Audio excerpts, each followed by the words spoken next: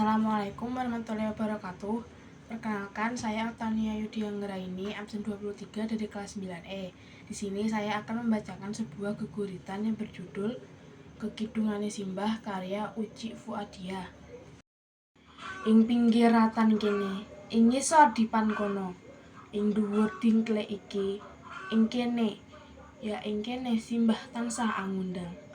Tak lelo, lelo, lelo, letung, jod menengo, berputuku lanang.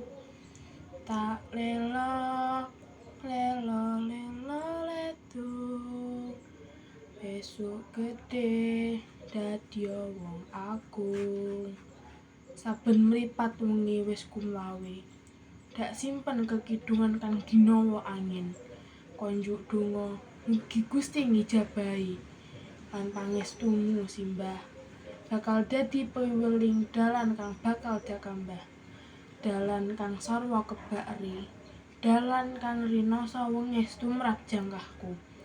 Nanging simbah dak kira jangkahku bakal kandhek, iya kidung-kidunganmu iku kang tansah keprungu, gawe gregeting manah lan sukmaku, nglakoni dina-dina kang wis kagelar ing lembaran-lembaran ing ngarep. Simbah, apa isih bakal keprungu kekudanganmu mengko? Sekian video dari saya, terima kasih. Wassalamualaikum warahmatullahi wabarakatuh.